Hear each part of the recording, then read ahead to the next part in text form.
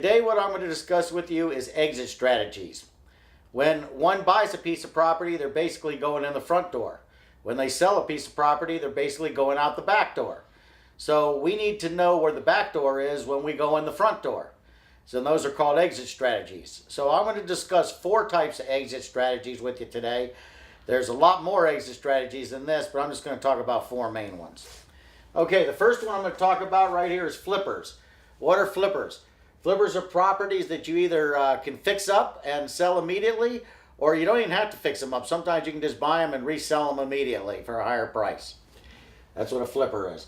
We also got long-term hold investments here. Some people buy properties so they can hold on to it forever and let the tenants pay off the mortgage.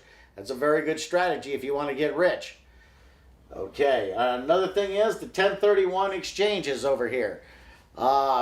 I did a whole seminar on 1031 exchanges, which I'm not going to do again today. I'm just going to touch on a few quick things to make the exchanges. All right, what type of exchanges? We have a simultaneous exchange. What that means is you buy property A, or you sell property A and you buy property B and you close them at the exact same time, or concurrent closing. That is called a simultaneous exchange. We also have Starker exchanges. What is a Starker exchange? Well, that's a delayed exchange. So you sell property A, but you're not ready to close on property B. You might not even found property B yet. So you have to give the money to an intermediary who's an accommodator. And by giving the money to them, you don't take any money out. You don't get any boot for it. So that's a good way of doing it. It also has to have like kind. Okay, what is like kind? You have to have a piece of real estate for a piece of real estate. Doesn't mean a house for a house or an apartment building for an apartment building. You can exchange a house for an apartment building, no problem. It just has to be a like kind of exchange, which is real estate for real estate. You have to identify the property within 45 days. You can identify 3 properties, give that information to the intermediary, and then you have to close on one of those 3 to make it a tax-deferred exchange. You also have 180 days to get that done. That's 180 days from the day that you close your property on the sale. Okay, also have a reverse exchange. What is a reverse exchange? Well, you might be ready to buy property B before the sale of property A has come up. Well, therefore, you might want to do what we call a reverse exchange. They have rules and regulations for that. I'm not going to get into that. I'll probably do a whole seminar on that. But that's another type of exchange. You also have multi-party exchanges. What does that mean? Well, you could have 2 or 3 exchanges going on at once. Exchange from property A to property B. Another exchange from property B to property C. Another exchange from property C to property D.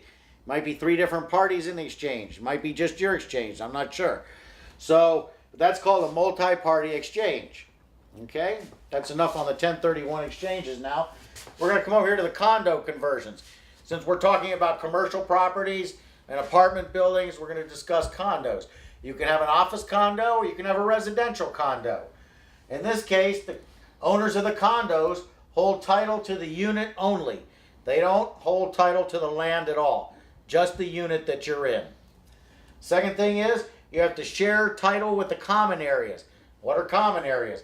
Oh, you got a roof, you got a swimming pool, you got hallways, you might have exterior buildings, the land. Those are all common areas. So you get title to common areas also, except for the land. Condo owners, they pay property taxes on their individual units, not on the whole building, just on that one unit. If it's a 200-unit building, all 200 people throw the taxes in together. That's how the taxes are paid. However, fees are collected every month for common area maintenance. Those are called homeowner association fees. And those all have to be paid every month. If you don't pay them, they can foreclose, even if you're making the payment on your mortgage. And then there's also a master policy insurer for the whole title of the property. You don't need an individual. You can get an individual insurance for your unit, but you don't have to have it because you're going to get insurance for the whole place anyway. Everybody gets insurance for that, and you have to throw a little money in. Okay, so those are the 4 areas today that I'm going to go over with on how to get out of the property, how to do the exit out the back door.